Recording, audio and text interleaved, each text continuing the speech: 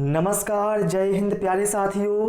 मैं पारस सर हर भाई हर बहन का स्वागत करता हूं पारस फ्री एजुकेशन यूट्यूब चैनल में। आज इस क्लास में हम पर्यावरण के टॉप 15 क्वेश्चन को पढ़ने वाले हैं जो आपके एग्जाम पैटर्न पर होंगे, जिन्हें यदि आप पढ़ते हैं तो यहाँ से निश्चित ही आपको एग्जाम में प्रश्न देखने को मिलेंगे। इसलिए आप सभी से रिक्वेस्ट है वीडियो को कंप्लीट देखें आप लोग, और आप कितने प्रश्नों के सही जवाब दे पाते हैं वो भी आप हमें कमेंट करके अवश्य बताएं। तो चलिए भाई हम शुरू करते हैं प्रश्न क्रमांक 1 से। यहाँ पर कहा गया है, किस विद्वान ने कहा है कि परिवार सार्वभौमिक है? ऑप्शन है गुडे, मर्डॉक, इरावती या फिर मेरिट। देखिए यहाँ पर क्या है, सार्वभौमिक है, इसका मतलब होता है हर जगह है। बिल्कुल सही है, जो परिवार है भाई वो हर जगह है, चाहे स्टेट की बात करें या कंट्री की बात करें या फिर हम अदर कंट्री की बात करें, परिवार आपको हर जगह देखने को मिलेगा। बस आपको उसका रूप या प्रकार चेंज देखने को मिल सकता है। ठीक है, तो ये बात कही थी मर्डॉक महोदय ने कि परिवार सार्वभौमिक है। राइट आंसर यहाँ पर हमारा ऑप्शन बी के साथ चला जाएगा। ठीक है, चलिए भाई प्रश्न क्रमांक 2 पर आते हैं। यहां पर बोला गया है, सुनामी की उत्पत्ति किसके द्वारा होती है?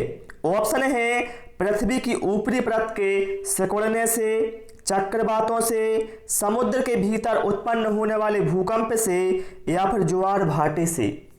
तो देखिए भाई, सुनामी क्या होता है? सुनामी तरंगों की एक श्रृंखला होती है जो महासागर नितल के निकट अथवा उसके नीचे भूगर्भिक परिवर्तनों के कारण पैदा होती है। ठीक है, तो हम कह सकते हैं कि सुनामी की उत्पत्ति समुद्र के भीतर उत्पन्न होने वाले भूकंप से होती है। ठीक है, चलिए भाई प्रश्न क्रमांक 3 पर आते हैं। और आप सभी से रिक्वेस्ट है मेरी, वीडियो पसंद आए तो वीडियो को लाइक और शेयर करें और चैनल को जरूर सब्सक्राइब करें। यहाँ पर कहा गया है, वन उन्मूलन के प्रभावों के बारे में बनाए गए निम्न कथनों में से कौन सा कथन गलत है? वन उन्मूलन अर्थात क्या है? वनों का उन्मूलन मतलब वनों की संख्या में कमी होना, ये यहाँ पर कहा गया है। तो देखिए ऑप्शन में क्या है, इसके परिणाम से भूमजल स्तर काफी नीचे हो जाएगा। बिल्कुल भैया, क्योंकि वनों से वर्षा होती है, वनों की संख्या में कमी होगी तो क्या है, भूमजल स्तर नीचे हो जाएगा। यह पृथ्वी का तापमान और प्रदूषण स्तरों को बढ़ाता है। बिल्कुल सही है भैया, यदि वनों का उन्मूलन होगा तो क्या है, पृथ्वी का तापमान भी बढ़ेगा और प्रदूषण का स्तर भी बढ़ेगा। ठीक है, यह वायुमंडल में कार्बन डाइऑक्साइड के स्तर को बढ़ाता है। बिल्कुल सही है, क्योंकि हम सभी जानते हैं जो हरे पेड़ पौधे होते हैं वो कार्बन डाइऑक्साइड को अवशोषित करते हैं, है ना। ऑप्शन डी में है, यह वायुमंडल में ऑक्सीजन की मात्रा को बढ़ाता है। तो भैया ये जो कथन है गलत है, क्योंकि जब वनों की संख्या में कमी होगी अर्थात वनों का उन्मूलन किया जाएगा तो ऑक्सीजन का जो स्तर है भाई वो बढ़ेगा नहीं। कहां से बढ़ जाएगा, वो उल्टा कम जाएगा। तो यहां पर राइट आंसर हमारा क्या है, ऑप्शन डी के साथ चला जाएगा। समझ गए आप लोग? डाउट रहता है भाई किसी को, कमेंट बॉक्स में आप कमेंट कर पूछ सकते हैं। चलिए प्रश्न क्रमांक 4 पर आते हैं।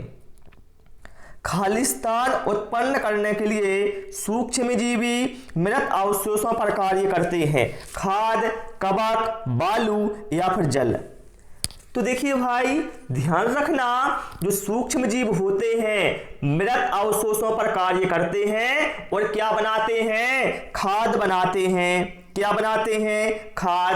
तो यहाँ पर राइट आंसर क्या है हमारा, ऑप्शन ए के साथ जाएगा ना। चलिए भाई इसके बाद प्रश्न क्रमांक 5 पर आते हैं।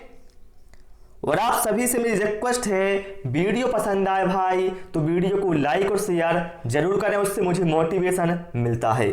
चलिए यहाँ पर कहा गया है, पहला विश्व पर्यावरण दिवस कब मनाया गया? मोस्ट इंपोर्टेंट, इसमें तो भैया 5 स्टार लगा लो, है ना। कितने स्टार लगा लो? 5 स्टार। 5 जून 1972, 5 जून 1973, 5 जून 1974 या फिर 5 जून 1976। तो ध्यान रखना साथियों, पर्यावरण दिवस को मनाने का जो फैसला है 1972 में संयुक्त राष्ट्र संघ महासभा द्वारा आयोजित विश्व पर्यावरण सम्मेलन में चर्चा के बाद लिया गया था और पहला पर्यावरण दिवस 5 जून 1974 को मनाया गया। तो यहां पर राइट आंसर क्या है हमारा 5 जून 1974। ठीक है, ये अपना यहां पर करेक्ट आंसर हो जाएगा। ओके, चलिए प्रश्न क्रमांक 6 पर आते हैं। कहा गया है यहां पर निम्न में से किस समूह में केवल जैव निम्नीय वस्तुएं हैं। जैव निम्नीय वस्तुएं वो वस्तुएं होती हैं जो प्रकृति में आसानी से भाई अपघटित हो जाती हैं। ठीक है भैया, यहां पर केक जैव सही है, लेकिन जो पॉलीथिन है भैया ये नहीं होगा, यहां पर प्लास्टिक नहीं होगा, घास तो होगा, चमड़ा भी होगा, फलों के छिलके, केक तथा पत्ता गोभी। तो यहां पर जो हमारा करेक्ट आंसर है ऑप्शन सी के साथ जाएगा, फलों के छिलके, केक और पत्ता गोभी। ये क्या है जैव निम्नीय वस्तुओं के अंतर्गत आएंगी। चलिए प्रश्न क्रमांक 7 पर आते हैं। यहां पर बोला गया है निम्नलिखित में से किस विटामिन की कमी के कारण मसूड़ों से रक्त आता है और दांत हिलने लगते हैं। Vitamin A, vitamin B, vitamin C या फिर विटामिन डी। तो देखिए भाई सीधा साधा है, विटामिन ए की कमी से क्या होता है रतौंधी होता है, विटामिन बी की कमी से क्या है बेरी नामक रोग होता है, विटामिन सी की कमी से क्या होता है स्कर्वी होता है, विटामिन डी की कमी से रिकेट्स नामक रोग होता है। इस सारे पॉइंट आप लोग ध्यान रखेंगे। स्कर्वी में क्या होता है मसूड़ों से खून आने लगता है और दांत भी हिलने लगते हैं। ठीक है, तो यहां पर राइट आंसर भैया हमारा क्या होगा ऑप्शन सी के साथ जाएगा। ध्यान रखेंगे विटामिन सी का रासायनिक नाम एस्कॉर्बिक एसिड होता है, ये भी आपको ध्यान रखना है। चलिए प्रश्न क्रमांक 8 पर आते हैं। परंपरागत हिंदू परिवार का स्वरूप किस प्रकार का था। संयुक्त परिवार, विघटित परिवार, विस्तृत परिवार या फिर सामान्य परिवार। तो परंपरागत हिंदू परिवार का जो स्वरूप था साथियों वह संयुक्त परिवार का था। ठीक है, राइट आंसर हमारा क्या है ऑप्शन ए के साथ जाएगा। ठीक है, लेकिन वर्तमान में हो क्या रहा है नगरीकरण हो रहा है और औद्योगिकरण हो रहा है, जिसकी वजह से जो संयुक्त परिवार है इनका क्या है विघटन हो रहा है। ठीक है, चलिए प्रश्न क्रमांक 9 पर आते हैं। संयुक्त परिवारों में आश्रित व्यक्तियों की देखभाल में कोई परेशानी नहीं होती। बिल्कुल सही बात है, जो संयुक्त परिवार होता है उसमें आश्रित व्यक्तियों की देखभाल में कोई परेशानी नहीं होती। बताना है आश्रितों में कौन शामिल होगा वृद्ध, बच्चे, अस्वस्थ व्यक्ति या फिर ये सभी। तो देखिए हमें वृद्धों की भी देखभाल करनी होती है, बिल्कुल सही बात है।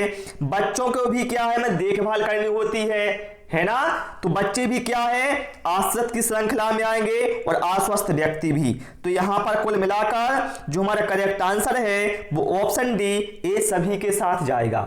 ठीक है, चलिए प्रश्न क्रमांक 10 पर आते हैं। यहां पर कहा गया है बच्चों के सामाजिक विकास को प्रभावित करने वाला कारक क्या है। प्रश्न ध्यान से समझो, सामाजिक विकास की बात हुई है ना। सामाजिक विकास अलग होता है, शारीरिक विकास अलग होता है, नैतिक विकास होता है, संज्ञानात्मक विकास होता है। तो ये आपको प्रश्न में देखना होता है कि कौन से विकास की यहां पर बात की जा रही है। तो सामाजिक विकास क्या होता है जो समाज से होता है ना। तो हम कह सकते हैं सामाजिक विकास को प्रभावित करता है सामाजिक परिवेश जन्य तत्व। मतलब सामाजिक परिवेश में जो तत्व होते हैं वही सामाजिक विकास को प्रभावित करते हैं। तो करेक्ट आंसर क्या है हमारा ऑप्शन बी के साथ चला जाएगा ना। चलिए प्रश्न क्रमांक 11 पर आते हैं।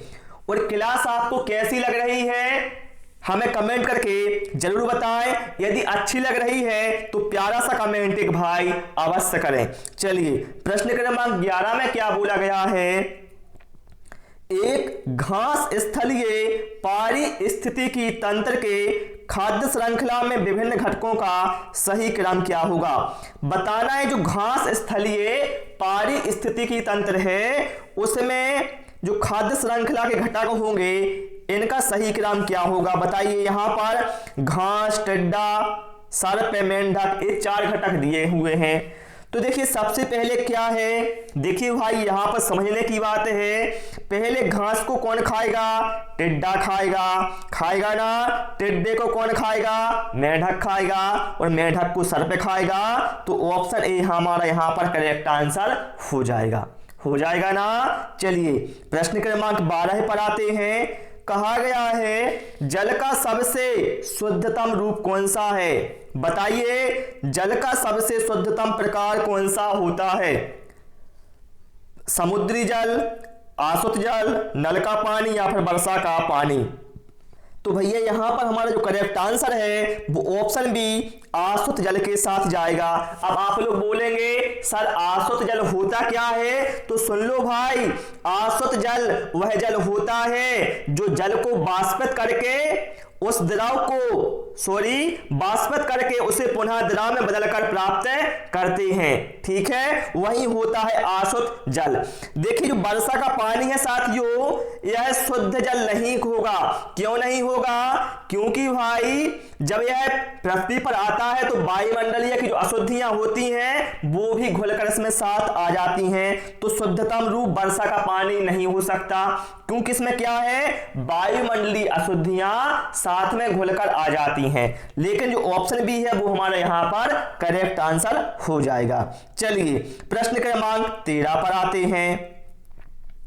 कहा गया है मूल रोम का मुख्य कार्य पादप में क्या होता है। पादप मतलब क्या है, पौधा। बताइए आप लोग क्या होता है मूल रोम का मुख्य कार्य पौधे में।